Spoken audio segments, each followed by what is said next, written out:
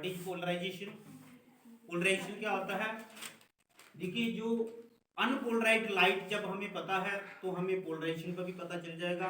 Polarisation के लिए हमें एक तो ये करना है कि जब लाइट ट्रेवल करती है तो उसकी कितनी वाइब्रेशनों की कितनी डायरेक्शनें होती हैं। ये जनरल में आपने फ्रेम को याद रखना है, ये हमेशा आप नोट करके रखिए ये बात, फिर आप पोलराइजेशन की डेफिनेशन भी लिख पाओगे।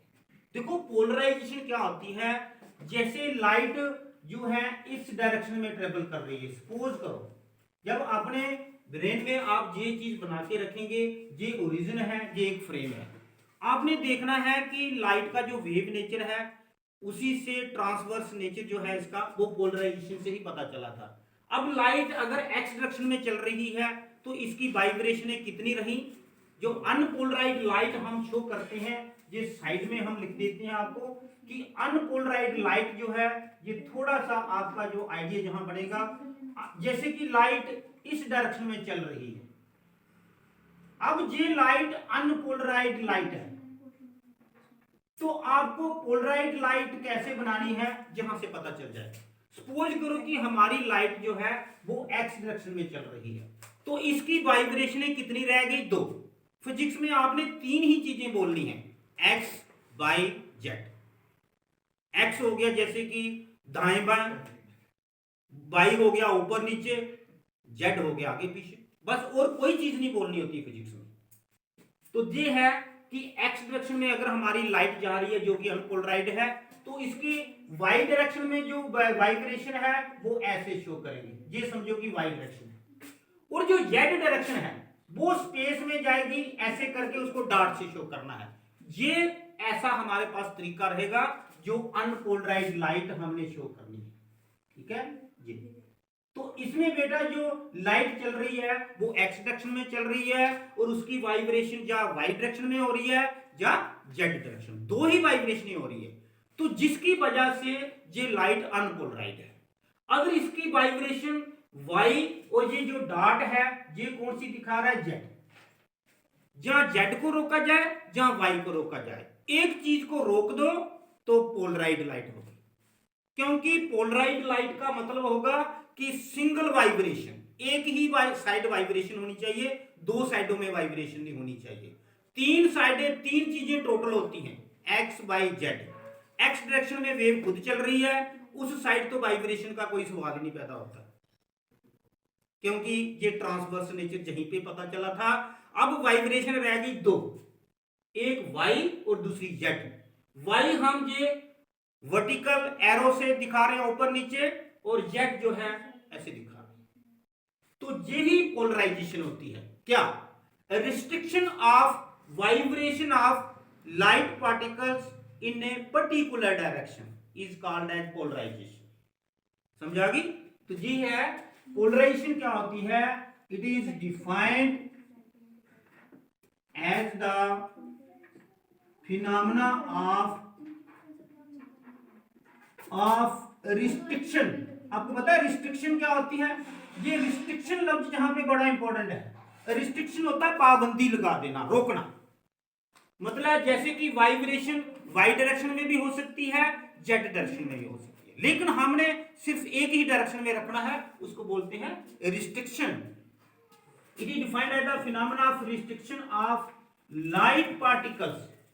लाइट पार्टिकल्स को हम फोटॉन्स भी बोलते हैं, लेकिन हम जहां पे लाइट पार्टिकल्स ही यूज कर रहे हैं, light particles in a particular. अब पर्टिकुलर कौन सा है? आइदर, जैसे कि मैंने एग्जांपल दी है, आइदर वाई एक्सिस और जेड एक्सिस। तो वेव किस डायरेक्शन में चल रही है? एक्स एक्सिस में। तो वही हमने इसकी डेफिनेशन लिखी है। पोलराइजेशन क्या होती है? It is the phenomena, it is defined as the phenomena of restriction of light particles in a particular direction। ये कितनी जल्दी आपको समझा दी डेफिनेशन, ऐसे तो रटा लगाना था आपने। तो देखिए, अब जो लाइट की अनपोलराइज्ड जहां पे लाते हैं और उसकी पोलराइजेशन करके दिखा देते हैं, और इसमें ज्यादा कोई और एक बात नोट करके रखनी, लाइट का जो ट्रांसवर्स नेचर प्रूफ हुआ था वो पोलराइजेशन से हुआ था। अब देखिए, जहां पे मैं क्या करता हूं, विद द हेल्प ऑफ इसकी एक्सप्लेनेशन करते हैं, बना के दिखाते हैं जो बात बोली हमने। टर्मोलाइन क्रिस्टल, अब दो टर्मोलाइन क्रिस्टल लेने आपने, उसका क्रिस्टलोग्राफिक एक्सिस होते हैं। जैसे कि ये टर्मोलाइन क्रिस्टल, टर्मोलाइन क्रिस्टल ले लिया हमने, ठीक है, तो इसको T1 बोलते हैं। ये पोलराइजेशन करेगा। इसमें जो लाइट की हमने इसमें लाना है वो अनपोलराइज्ड लाइट लानी है। यहाँ पे दो क्रिस्टल लेंगे हम, इसमें दो डायग्राम बनाएंगे। जैसे कि लाइट जहां आएगी तो इसमें से निकल के आगे जाएगी, एक डायग्राम जहां बनेगी, दो डायग्राम से हम समझाएंगे, एक डायग्राम से नहीं समझा सकती है। तो देखिए क्या होता है, ये टर्मोलाइन क्रिस्टल 1 है, तो इसके जो लाइट इस डायरेक्शन में ट्रेवल कर रही है, ऐसे लाइट जाएगी जहां से, जैसे कि इसके क्रिस्टलोग्राफिक एक्सिस होते हैं टर्मोलाइन क्रिस्टल के, यहां से बना के दिखाते हैं आपको। ये आगे, ये आगे, ये आगे, ये आगे, ये आगे। तो ये जो टर्मोलाइन क्रिस्टल T1 है, इसको हम पोलराइजर बोलेंगे, क्योंकि जो लाइट जहां से जैसे चल रही है, तो अनपोलराइज्ड लाइट को अभी मैंने बताया कि कैसे शो करते हैं। ये देखिए, जैसे कि सपोज करो ये एक्स डायरेक्शन है, ये हम लिख देते हैं, ये ऊपर वाला वाई है, और जो डॉट है ये जेड डायरेक्शन है। तो ये कौन सी लाइट है? Unpolarised light. अब ये लाइट पोलराइज करेगा, ये वाला जब पोलराइज लाइट करेगा तो इसमें क्रिस्टलोग्राफिक एक्सिस ऐसे हैं, जैसे मेरे जो फिंगर की ऐसे लाइनें हैं। तो ये वाली वाइब्रेशन, जो वाई वाली वाइब्रेशन है, ये आगे जाएगी, जेड वाली वाइब्रेशन रुक जाएगी, क्योंकि ये ऑटोमेटिकली क्रिस्टल होता है, इसकी क्रिस्टलोग्राफिक एक्सिस है, इसकी लेयर जुड़ी होती है इस टाइप से, उनकी लेयर के बीच में लाइट निकलेगी, तो ये लाइट पोलराइड होगी, ये लाइट पोलराइड होगी। लेकिन मेरे कहने पे आपको कैसे यकीन होगा कि ये लाइट पोलराइड है? आपने क्या करना है, ऐसा ही क्रिस्टलोग्राफिक जो एक्सिस बिल्कुल उसके पैरेलल रख के एक और क्रिस्टल बना देना अपने टर्मोलाइन क्रिस्टल, और इनके जो क्रिस्टलोग्राफिक एक्सिस हैं ये आपस में बराबर हैं, और लाइट इस क्रिस्टल को से निकल के आगे चले जाएगी। मतलब लाइट जहां पहुंच गई, तो इसका मतलब ये जो टर्मोलाइन क्रिस्टल T2 है, ये भी टर्मोलाइन क्रिस्टल वही है, तो ये जो पोलराइजेशन हो गई है उसी को इसने लो किया, क्योंकि बाकी तो जहां था ही कोई नहीं। अब ऐसी ही हम डायग्राम जहां बनाएंगे, बिल्कुल सेम इसी तरीके से। अभी हमें कंफर्म होगा, इसका नाम एनालाइजर पड़ेगा। कैसे? क्योंकि जब जिसको क्रिस्टलोग्राफिक एक्सिस पैरेलल रखे तो लाइट आगे गई, क्योंकि उसकी वाइब्रेशन को मौका मिल गया आगे जाने का। अब अगर हम क्रिस्टल, ये जो T1 है टर्मोलाइन क्रिस्टल ऐसे है, इसको T1 बोलते हैं, और जहां से लाइट जो अनपोलराइज्ड है, अनपोलराइज्ड लाइट का क्या निशान होता है? बीच में डॉट होने चाहिए, मतलब दो वाइब्रेशन शो होनी चाहिए, एक वाइब्रेशन जो है वो नहीं शो करने की जरूरत, जो कि एक्स है। अब हम टर्मोलाइन क्रिस्टल जो आगे रखेंगे, जो नंबर 2 रखेंगे T2, उसकी जो क्रिस्टलोग्राफिक एक्सिस लाइनें हैं वो परपेंडिकुलर है। जो फिगर 1 है इसमें क्या था? Parallel crystallographic axis.